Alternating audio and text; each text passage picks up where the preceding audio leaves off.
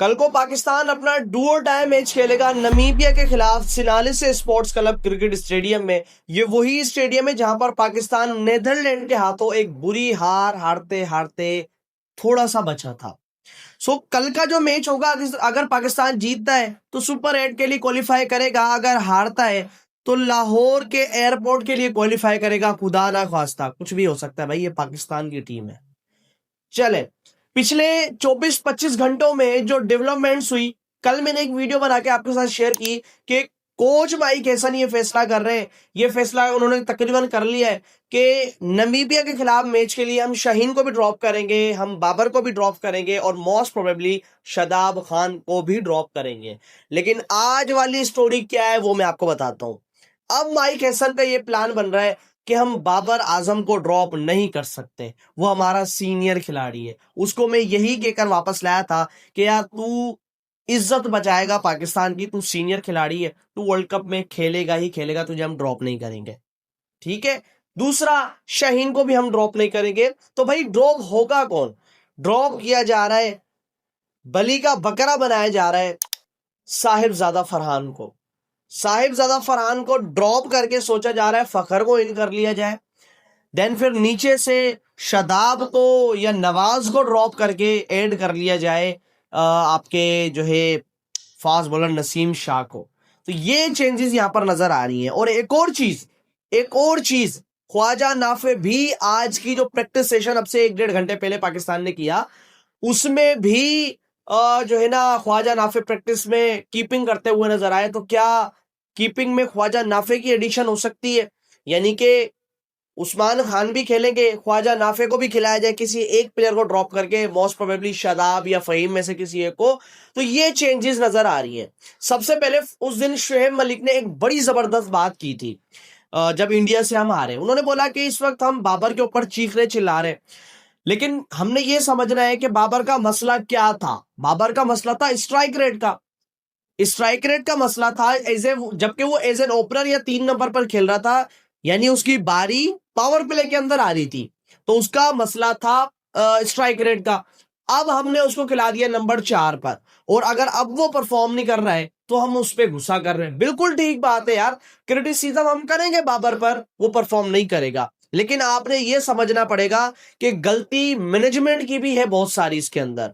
क्योंकि जब strike rate का मसला है, एक बंदा पावर प्ले के अंदर उसको हल नहीं कर पा रहा है, तो जब 6-8 खिलाड़ी बाहर चले जाएंगे तो वो क्या खाक स्ट्राइक रेट अपना ऊपर लेकर जाएगा? उसके फिर फेल्यूर ही आएंगे। तो इससे अच्छी चीज है कि 4 पर आप फखर को खिला लें, क्योंकि फखर या तो कुछ कर जाएगा या तो पहली बॉल पर आउट हो जाएगा, दुख नहीं होगा हमें। एक तो ये, या तो आप फखर को खिला लें या तो हम ख्वाजा नाफे को खिला लें नंबर 4 पर। बाबर को बराए मेहरबानी ना खिलाएं। हम भी उसको क्रिटिसाइज कर रहे हैं, जबकि हमें यह पता है कि यार वो पावर प्ले के अंदर भी 200 के स्ट्राइक रेट साथ नहीं खेल सकता। तो वो पावर प्ले के बाद क्या खेलेगा जब नंबर 4 पर आपके मिडिल ओवर्स मोस्ट प्रोबेबल शुरू हो जाते हैं, जब 7, 8, 9, 10 ओवर्स शुरू हो जाते हैं, ज्यादातर 11 ओवर। तो वहां पर अब आपको रोकना भी होता है और एंड में मारना भी होता है। तो वहां पर ये कैसे हैंडल करेगा ये समझ नहीं आ रहा है। दूसरा, शाहीन, यार सलमान मिर्जा जब आपकी बेंच पर एक लड़का बैठा है तो क्यों उसको चांस नहीं देना? सलमान मिर्जा इतना जबरदस्त बॉलर, नेदरलैंड के खिलाफ उसने 3 विकेट्स आपकी ली थी, ठीक है, 3 विकेट्स ली थी, फिर भी उसको ड्रॉप कर दिया गया है, जबकि वो मुझे शाहीन से कई ज्यादा बेहतर नजर आता है। तो सलमान मिर्जा को होना चाहिए लाजमी। ये तो सोचे जा रहा है ना बाबर को नहीं ड्रॉप करें, शाहीन को नहीं ड्रॉप करें, तो ये मेरे ख्याल से गलत हो रहा है। बाकी नसीम की एडिशन यहां पर नजर आ रही है, नसीम भी आपको एक्शन में नजर आएंगे और फखर भी हो सकता है नजर आए। और बली का बकरा बनाया जा रहा है जनाब साहिबजादा फरहान को, जो कि मुझे मतलब सुनकर ही पता नहीं क्या हो रहा है कि फरहान का क्या कसूर है। ठीक है, फरहान ने परफॉर्म नहीं किया, हमने उस दिन क्रिटिसाइज किया, लेकिन ज्यादा ड्रॉप होना डिजर्व कौन करता है? बाबर आजम। सीधी सी बात है, क्योंकि he have more experience than Sahibzada Farhan in tournaments, ICC के टूर्नामेंट्स में। तो ये चीज आपको समझनी होगी। उसके अलावा सलमान अली आगा भाई, आपसे रिक्वेस्ट है ज्यादा हवाओं में भाई मत उड़ो। ये जो कंडीशंस हैं यहां पर आप नहीं मार सकते हो हर बॉल पर, ठीक है, आपने वो 12 बॉलों पर 45 कर दिए थे श्रीलंका के अंदर, ठीक है मानता हूं मैं, लेकिन ये वर्ल्ड कप का स्टेज है, प्रेशर वाले गेम्स है। उस दिन आपने रिजवान की तरह उनके मेन बॉलर को चार्ज करने की कोशिश की, जसप्रीत बुमराह को। हाँ आप मारो, मैं ये नहीं कह रहा हूं आप 10 बॉल जाकर डॉट्स करो, नहीं, आप पहली बॉल से ही मारो, लेकिन यार आपने मैच की सिचुएशन पढ़नी है, आपको क्या टारगेट मिला हुआ है, आपने उस लिहाज से खेलना है। आपकी पहले बैटिंग आ रही है, आपकी एक विकेट गिर गई है, तो आपके माइंड में यही प्लान होगा कि यार अगर उनका सामने वाले का मेन बॉलर लगा हुआ है तो मैं उसको थोड़ा सा कंप्रोमाइज कर सकता हूं, लूज बॉलर आएगा मैं मारूंगा।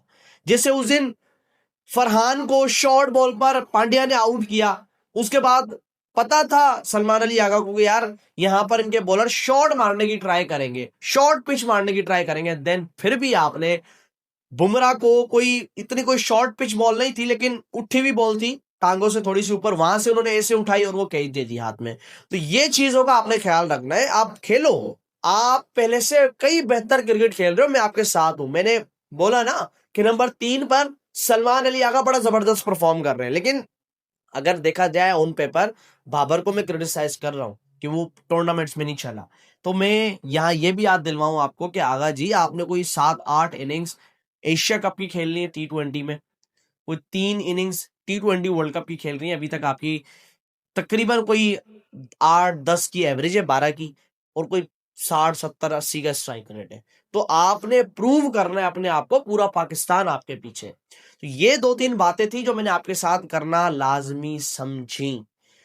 कल को एक बड़ा मैच होने वाला है पाकिस्तान का नमीबिया के खिलाफ, मैं कह रहा हूँ बड़ा मैच होने वाला है। मुझे अपने आप पे हैरत हो रही है, अपने आप पे नहीं हैरत हो रही, सिचुएशन हमारी ऐसी बन चुकी है। ये प्रीव्यू आपके लिए बनाना जरूर था। इस प्रीव्यू के अंदर मुझे कोई नहीं स्टेट्स बताने की जरूरत, ग्राउंड्स कैसा है, क्या होना चाहिए क्या नहीं होना चाहिए, मैंने जस्ट वो बताया जो कल को होने जा रहा है।